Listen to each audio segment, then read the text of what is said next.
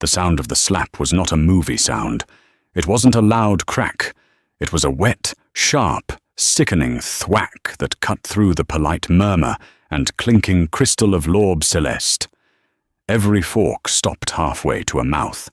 A classical string quartet stuttered into silence.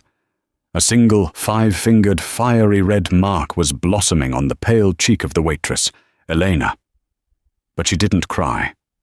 She didn't flinch. She just slowly, so slowly, turned her head to face the woman who had hit her, Serafina Vanderbilt, the fiancée of billionaire Julian Blackwood. And what happened next didn't just shock the table, it made the entire, exclusive, 3-Michelin-star restaurant freeze. This isn't just a story about a slap. It's about what happens when a hidden past collides with a violent present. L'Orbe Celeste wasn't just a restaurant, it was a statement. Perched on the 60th floor, its floor-to-ceiling windows overlooked a sprawling city that looked like a galaxy of diamonds. Getting a reservation required a minimum 6-month wait or a net worth that didn't bother with waiting. The clientele was a curated list of the world's elite, tech titans, old money heirs, and the politicians who courted them. And then there was Elena Sanchez. To the patrons, she was invisible, a functional part of the exquisite decor. To her manager, Monsieur Dubois, she was his most valuable asset, precise, quiet, and possessing an uncanny ability to anticipate a need before it was spoken. She refilled water glasses with the silence of a shadow. She described the amuse-bouche with a poetic subtlety that made it sound less like food and more like an experience. But beneath the starched black apron and the polite, neutral mask, Elena was a fortress. She wasn't Elena Sanchez, not really. That name was a shield, just as the waitress job was a camouflage. She was here for one reason: to survive. To pay for the anonymous P.O. box and the rent on a tiny walk-up apartment registered under a third name. She was paying for invisibility, one overpriced tasting menu at a time. Tonight, the tension in the restaurant was thick enough to be spread on the brioche. Table 12, the King's View table, was occupied. Julian Blackwood was there. Elena knew him, of course. Everyone did. He was the oracle of Silicon Valley, a man who had built a tech empire, Blackwood Axiom, from a single revolutionary piece of code.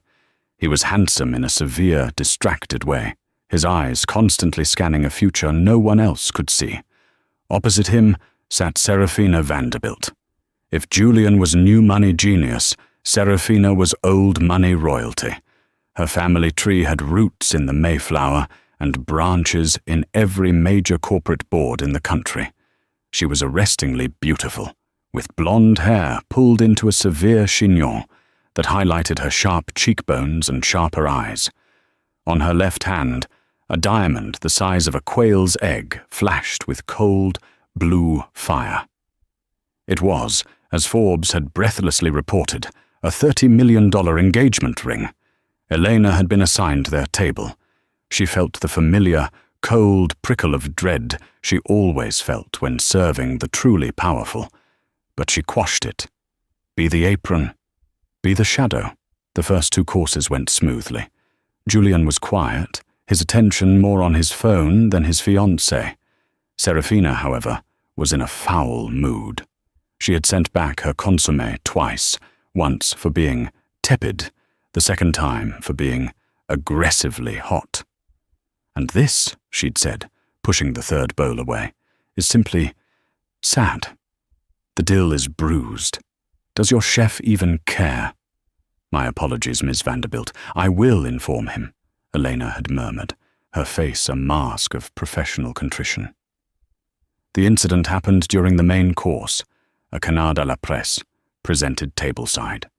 Elena was decanting a bottle of 1982 Chateau Margaux, a wine that cost more than her annual rent. Her movements were fluid, practiced, and perfect. But Serafina was talking with her hands, a story about a simply ghastly charity gala. Her hand, glittering with the engagement ring, gestured wildly. "And I told her," Serafina trilled, "if you're going to wear last season's Dior, at least have the decency to—" Her hand connected with Eleanor's wrist just as the dark red wine was being poured. It wasn't a spill. It was a single, ruby-red drop.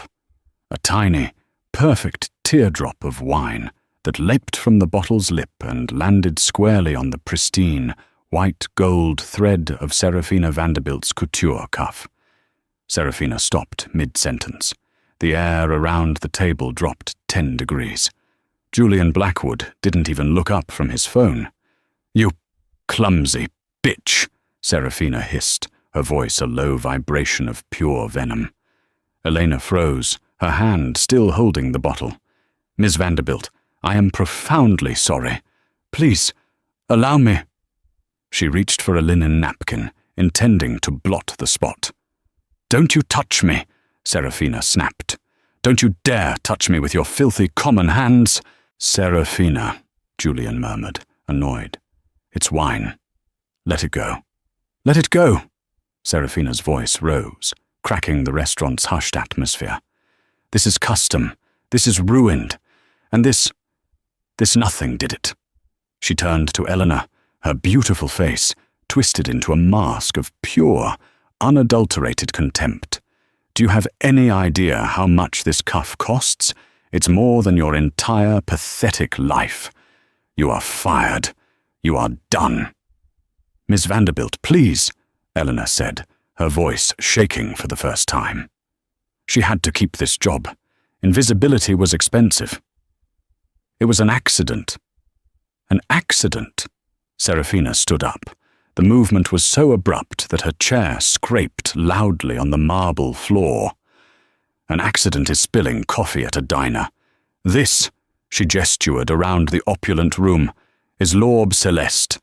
And you are a failure." And then she did it. With all the force of her pampered, entitled rage, Serafina Vanderbilt drew back her hand and slapped Elena Sanchez across the face. Thwack. Silence. The string quartet stopped. A waiter dropped a silver tray of champagne flutes, the sound of them shattering, echoing the crack of the slap. Every eye in the 60-story restaurant, from the busboys to the hedge fund managers, was locked on table 12. Serafina was breathing heavily, her chest puffed with adrenaline and victory. Elena's head was turned to the side from the force of the blow. The red mark was already blooming, a perfect, hand-shaped stain. The restaurant froze.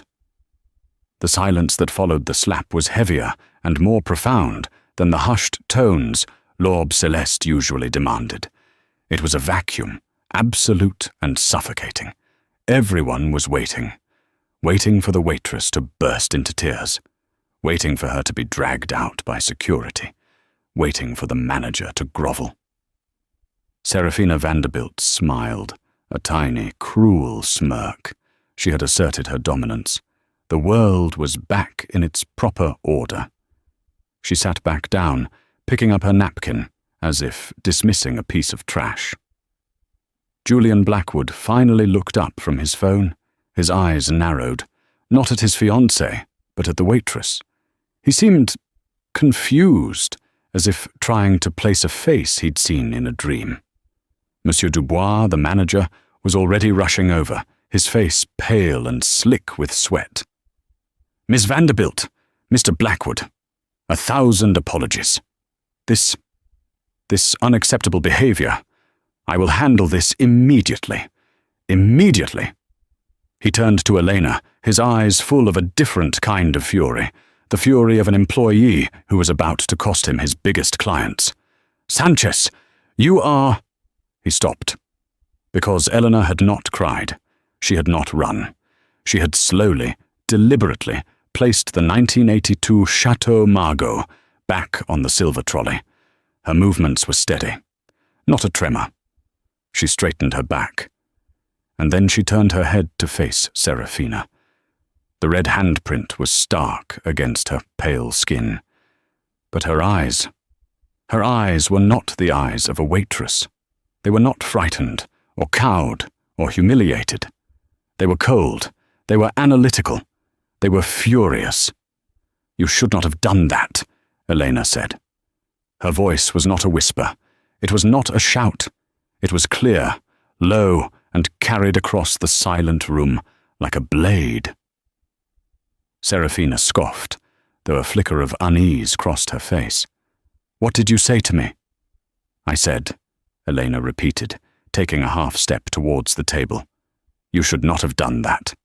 "Get her out of here!" Serafina shrieked at Dubois. "Miss Sanchez," Dubois pleaded, grabbing her arm. "You're fired. Leave now." Elena ignored him. She looked past Serafina, past the furious manager, and locked eyes with the most powerful man in the room, Julian Blackwood. He was staring at her, his brow furrowed. The initial flicker of confusion on his face had morphed into something else. Disbelief, shock, recognition. His mouth opened, and a single word came out, barely a breath. "Elena?" It wasn't a question for a waitress. It was a question for a ghost. Serafina's head whipped around. "Julian, what did you say? You know this thing?" Julian's eyes never left Elena's. He was a man who processed petabytes of data in his head for a living, and right now his internal system was crashing. The face, the name, the place. It didn't compute. "It can't be," he whispered. Elena gave a small, bitter smile, the first show of emotion. "It is, Julian." The restaurant didn't just freeze this time. It shattered. The patrons erupted in frantic whispers. "Did he say he knows her? Who is she? Vanderbilt looks like she's going to be sick." Serafina stood up again, her face white with a rage that eclipsed her earlier tantrum. This was not humiliation. This was a threat. "Julian, Blackwood, what is going on?" she demanded. Julian rose slowly from his chair. He was a tall man, and his shadow fell over the table. He looked at the red mark on Eleanor's face, then at the $30 million ring on Serafina's hand. "You hit her," he said. It wasn't an accusation. It was a statement of fact, spoken with a dawning horror. "She deserved it. She ruined my cuff. She's nobody," Serafina cried. "She's not nobody," Julian said, his voice dropping to a dangerous low. He was looking right at Elena, but speaking to the whole room. "She is Elena Vance." If the first name had caused a ripple, the second was a tsunami. There wasn't a person in that room, or in the entire tech and finance world, who didn't know that name.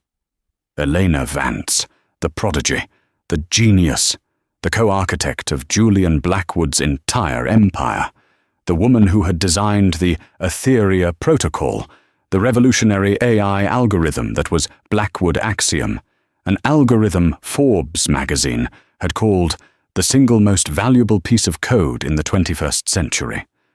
Elena Vance, the woman who had vanished without a trace 5 years ago. The woman Julian Blackwood had reportedly spent $100 million trying to find. The woman who was, at this very moment, wearing a $30 polyester apron and a name tag that said Eleanor S. Serafina Vanderbilt hadn't just slapped a waitress. She had just assaulted the most sought-after missing person in the tech world. To understand the depth of the silence in L'Orbe Celeste, you had to understand what Elena Vance meant. 5 years ago, Julian Blackwood was just another ambitious tech CEO with a good idea. Elena Vance was a 22-year-old PhD candidate at Caltech, a theoretical mathematician who saw patterns in the chaos of the universe. Julian had been guest lecturing, trying to recruit for his fledgling company. After his talk, a young woman with tired eyes and a worn-out backpack had approached him. She hadn't been impressed. She'd been critical. "Your entire premise is flawed, Mr. Blackwood," she'd said, Not rudely, just factually. You're trying to build a predictive model based on existing data. You'll only ever predict the past. You're not innovating, you're just creating a more efficient echo chamber. Julian, accustomed to sycophants, had been flawed. And you, I suppose, have a better idea? I do, she'd said simply. I'm not trying to predict the future. I'm trying to teach an AI how to reason, to understand why things happen, not just that they happen. I call it the Etheria Protocol. He hired her on the spot. He gave her a lab, a team, and unlimited resources. For 2 years, they were inseparable. They worked 20-hour days, fueled by coffee and a shared, obsessive vision. She was the architect. He was the builder. She was the mind. He was the face. She wrote the code, a beautiful, elegant, terrifyingly complex symphony of logic that could model climate change, predict global pandemics, and restructure the entire financial market. It was Eleanor Vance who insisted her name be kept off the public-facing documents. The work matters, Julian, not the credit, she'd insisted. Let me be the ghost in the machine. Blackwood Axiom launched. The Etheria Protocol went live. It didn't just succeed. It fundamentally broke and remade the world. It made Julian Blackwood a billionaire 10 times over. And then, one Tuesday morning, Elena Vance was gone. Her apartment was empty. Her hard drives were wiped. Her digital footprint vanished. To the world, she had never existed. The rumor mill went insane. Had she been poached by a rival government? Had she been kidnapped? Had Blackwood, as the darkest corners of the internet whispered, erased his partner to keep the profits for himself? Julian had spent a fortune trying to find her. He'd hired every private investigator and forensic data team on the planet. He'd followed leads to Zurich, Shanghai, and Buenos Aires. Nothing. He had mourned her. He had mourned the loss of the only mind that had ever truly challenged his own. He'd told the world she'd taken a permanent sabbatical for privacy. Eventually, he'd given up. He'd met Serafina Vanderbilt, whose family's old money connections could stabilize his new money empire. The engagement was a merger, plain and simple. And now, that ghost was standing in front of him, with a red handprint on her face, in a waitress uniform. The flashback ended. The present snapped back into sharp, agonizing focus. Julian looked at Eleanor, and the professional mask he wore to the world cracked. Eleanor, why? Why this? Why a waitress? Eleanor's icy composure held. I find the work clarifying, Julian. You meet the most interesting people. Her eyes flickered to the horrified Serafina. Serafina's mind was racing, trying to catch up. This wasn't a waitress. This was the Elena Vance, the woman whose disappearance had been the subject of a New York Times podcast, the woman who was, by all accounts, the co-owner of Julian's entire fortune. This changed everything. The slap wasn't just assault. It was a catastrophic miscalculation. Serafina stammered. I didn't know. How could I know? She's dressed like a servant. She's dressed. Julian's voice was arctic, like the person you were about to have fired for spilling a drop of wine. Monsieur Dubois looked as if he was about to faint. He had just tried to fire the most valuable woman in the tech industry. He began to back away slowly. But Eleanor wasn't finished. The shock of her identity was just the first wave.